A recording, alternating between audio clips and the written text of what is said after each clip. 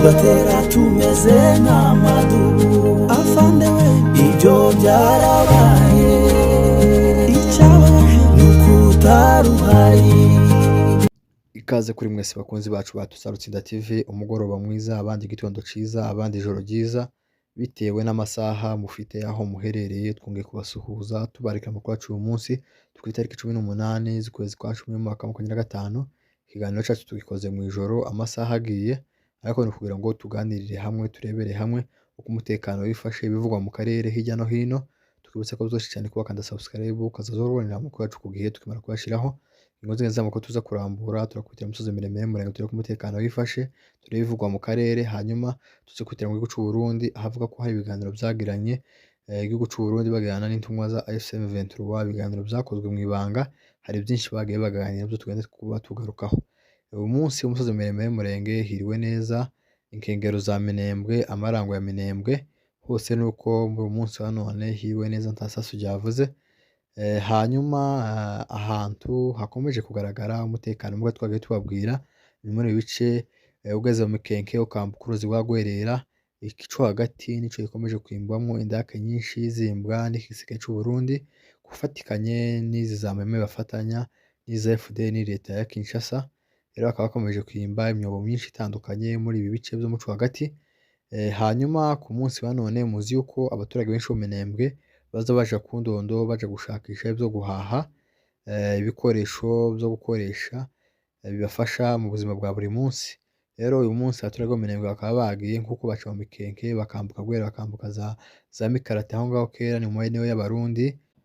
Tumaze iminsi tubabwira ko ingabo z'u Burundi zagiye zigiza amakahino no ku birindiro byatwirwano MLDP M23 AFC.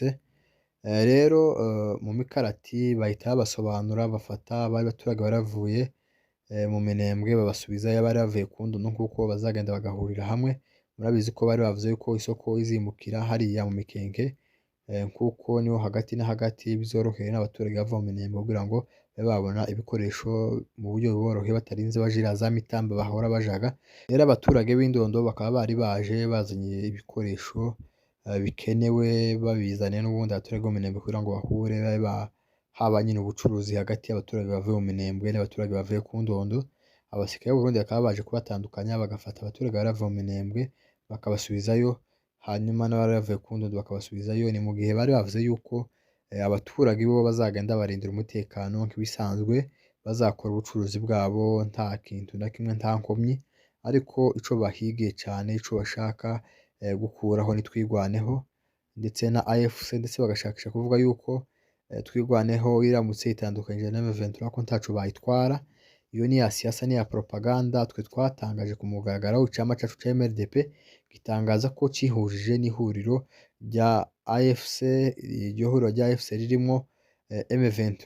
AFC niyo ihuriyemo aya mahuriro yose, MLDP M23. MLDP ikaba yarabitangaje ku mugaragaro ko yahagurutse kugira ngo irwanye leta ya Kinshasa, bifatikanye n'abandi bose bashakisha kwirenganura, bashakisha kurwanya leta ya Kinshasa.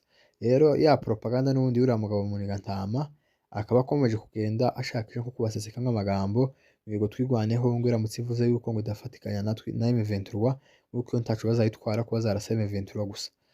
Rero ku mugaragaro ico twabwira abarundi cyangwa se ico twabwira abandi bantu bagifite bene iyo myumvire, ntiyariho twigwaneho, ntiyariho M23, ntiyariho MLDP, twese dukubiye hamwe turi mu ihuriro rya AFC. Izo zindi za propaganda bashakisha kuzana ngo mwego twigwaneho, ngo iramutse ngo yitandukanye na M23 ngo ntaco bayitwara, n'ubundi bakazaturasa tutarihuza na M23. Ni kenshi twaga tugwana leta ya Kinshasa batugaye ibitero, nari mbirimo batugaye ibitero umunsi ku wundi baturasa. Twatangira kugwana na za Memayi na zino zari ditabara, leta ya Kinshasa igaduturuka inyuma ku mugongo igatangira kuturasa amasasu menshi iturasa inyuma kuko kubitira. Murabizi yuko y'inka zagwanaga cyangwa se imbasa bikagwana, hari uburyo umuntu yaje gukizaga ariko ukakubitira ugakubitira, hari ugukubitira akaba no gukiza ukubita hagati na hagati, aho gukubitira no gukubita ikintu kimwe ikindi kugira ngo ubiheze imbaraga. Rero leta ya Kinshasa yarakubitira mu gihe yabonaga twirukanye izi zari ditabana izi za Maimai, igatangira kuturasira inyuma iturasa mu migongo. Rero n'uramwanze nayo tuhanganye imbere nawe bikamuheza imbaraga zo kugira ngo abe yanyaga amatungo, abe yatwika amazu. Rero leta ya Kinshasa yagiye cyane irebera ikubitira ibyo byo yabikoze ku manywa izuba riva, ku manywa y'ihangu.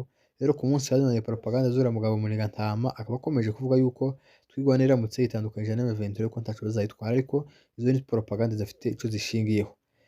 Hanyuma amakuru dufite nuko bahise batandukanya abaturage bari bavuye za Minembwe no ku Ndondo, kugira ngo n'ubundi bakomeze bicisha abaturage inzara. Bari bavuze ko ntaco bazatwara abaturage, ariko ibikorwa bibi vya leta y'Uburundi bikomeje kugaragara mu misozi miremire y'umurenge nk'uko babivuze siko bari kubikora.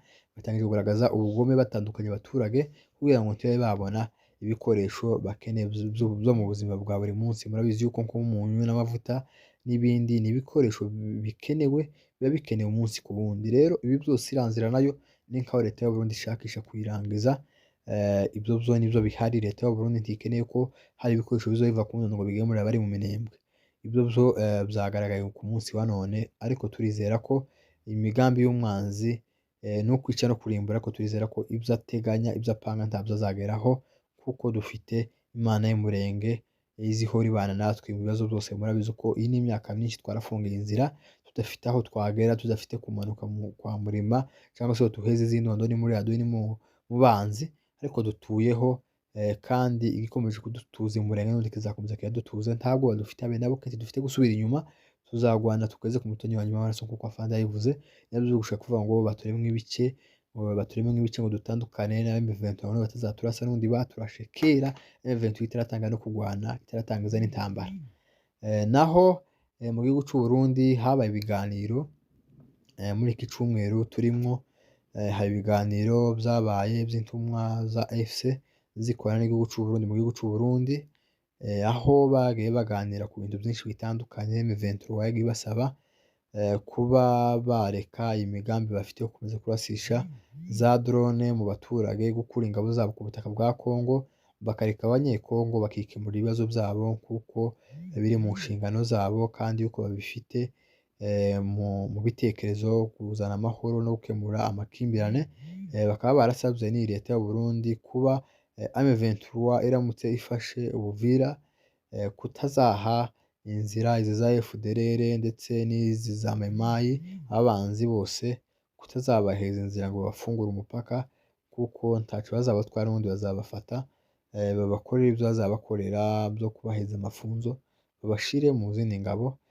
AFC ikaba yarasabye leta y'u Burundi muri ibyo biganiro kutazaheza iyi mitwe y'inyeshamba FDLR n'iza Wazalendo inzira mu gihe uyu mutwe uzaramuka ufashe umujyi wa Uvira. Rero bakaba barakomeje kuganira ibintu byinshi bitandukanye. Ni mu gihe mu mwaka w'ibihumbi 2023 ingabo z'u Burundi zohereje abasirikare babo benshi bagera mu 20,000. Rero M23 muri ibyo biganiro bagiranye ikaba yarakomeje kubaburira yuko bakwiriye kureka izi ntambara ko zitabareba, bakwiriye kuzerekera abanyekongo bakazazirwana bakamenya uko bazikemura ibibazo. Rero ntitwamenye ibyo leta y'u Burundi yaje kubwira M23, ariko ibyo tuzi n'ibyo M23 yagiye ibabwira, ibaburira kudakomeza gukorana n'amabi za FDLR zasize zikoze jenoside mu Rwanda. Ku ruhande rwa leta y'u Burundi ntitwashobotse kumenya ibyo babwiye uyu mutwe wa M23 muri ibyo biganiro bagiranye. Mwari kumwe na Pacifique Kamunege ugenda ubagaza amakuru avugwa hirya no mu karere. Twibutsa gukora subscribe umwe mwese mutarayikora nayo mwayikoze, muraba agaciro. Igitambo cyose gisabwa tuzagitanga, ariko tubeho urugamba tuzarutsinda. Ndarakeye nuko ngera kwironoho, basanga abasore bigwanaho.